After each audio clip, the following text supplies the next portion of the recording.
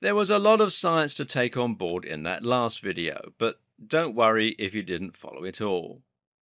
All you really need to know is that lifting weights creates tears in the muscle fiber and builds up the amount of fluid in the muscle cells, and that both these processes contribute to muscle growth and strength. Both of these processes also hurt slightly. No matter what anyone tells you, and some people try to deny this, working out to build muscle should be uncomfortable. It's a very specific type of pain and you shouldn't push it too far. But building up lactic acid, which accumulates along with the metabolites, and tearing the muscle both cause the muscle to burn during your training and the next day. Ask any bodybuilder or athlete and they'll say the same thing. No pain, no gain. Now, the trouble we face is going to be trying to get the muscle to grow using your own body weight. If you're training with weights, this is easy. All you have to do is add an extra 10 kilograms to your bar and you've made it more difficult. But if you're training with your body, then things get significantly harder. Once you can do 100 press ups, how can you make it more difficult?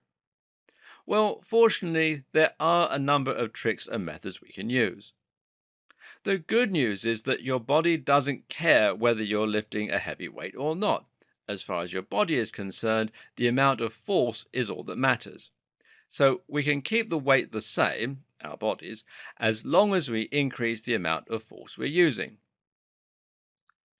One way to make training more difficult is simply to change the angle of the exercise.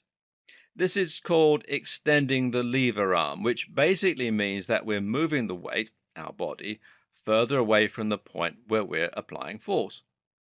This makes the exercise more difficult because the amount of force generated has to be greater. The easiest way to demonstrate this is by doing a press up. Get into push up position as you normally would do, but now instead of performing a press up like that, you're going to move your arms down slightly so that they're level with the bottoms of your pecs, and you're going to turn your hands to face slightly outward. What you have just done is to extend the lever. Now you're lifting more weight because your body is hanging over the top and the force needs to travel further along your arms and at an angle. Although the amount of weight hasn't changed, the amount of force has. And this is called a Maltese press up, by the way. As far as your muscle fiber is concerned, acceleration and strength are the same things.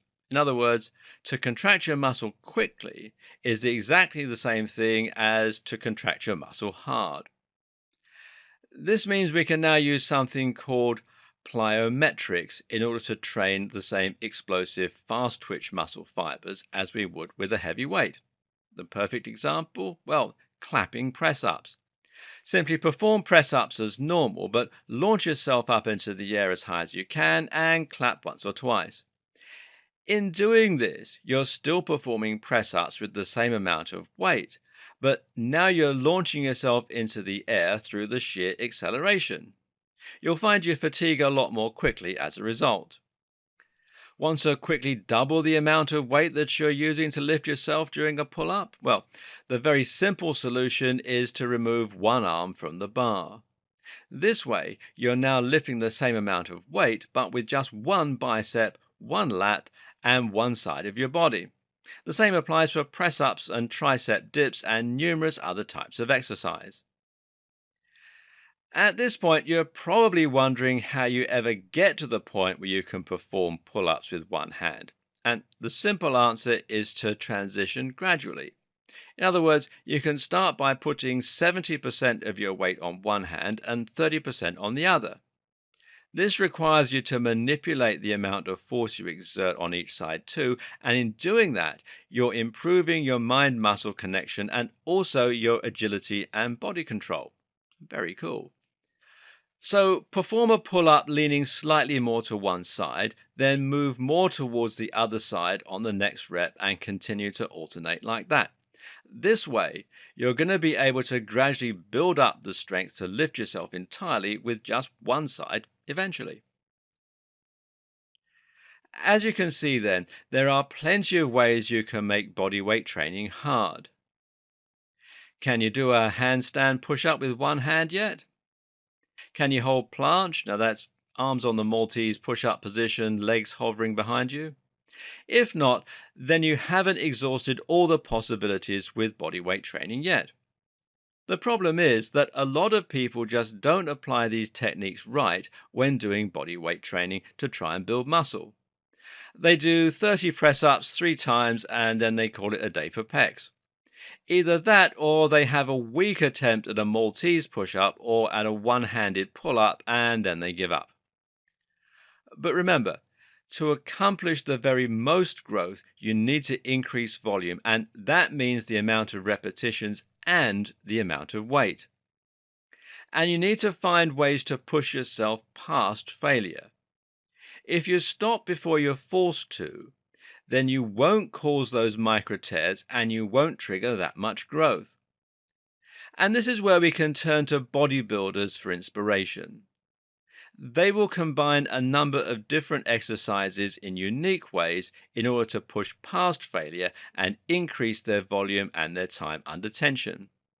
These techniques are referred to as intensity techniques, or the Joe Weider principles. They include things like drop sets, which involve lowering the weight each time you reach failure and then doing more reps. They also include supersets, switching quickly from one move to the next. Giant sets, performing huge combinations of different exercises with no rest in between. Burns, performing as much of the movement as they can once their muscles have tired out and given up. Rest pause, stopping halfway through the movement so that they aren't able to rely on momentum to help them through. Pre-exhaust, that's exhausting one muscle group before an exercise so that the other muscles have to work on their own. Cheats, which is cheating through the move so that they can do a couple more reps, and more. This is how you need to start thinking about your body weight training if you want to trigger maximum muscle growth. This means that you just don't do 3 sets of 10 all the time. Instead, you might use something called a mechanical drop set, which means that you make the weight lighter each time you fail, but changing your position. For instance, you could do clapping press-ups to failure, normal press-ups to failure, press-ups on your knees to failure, or one-handed pull-ups to failure, two-handed pull-ups to failure, assisted pull-ups to failure. Now you're fatiguing the fast twitch muscle fibers multiple times during the movement, and you're pushing yourself far past failure.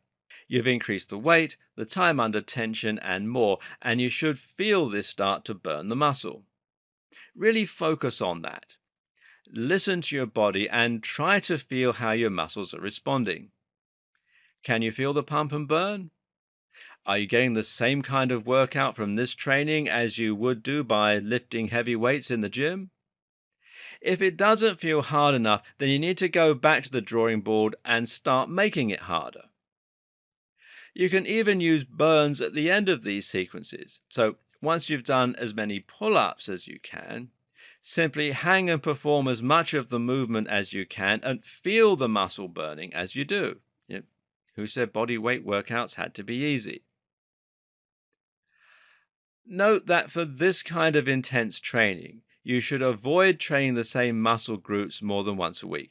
This isn't like the SSE workout because it's too much to do every body part like this every day. Instead, split your workouts into 3 separate days. So on one day you do push, that's press-ups, dips, shoulder press. Second day, pull, pull-ups, biceps, chin-ups.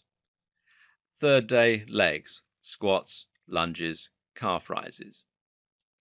Use multiple exercises that are similar and repeatedly push each muscle group to failure.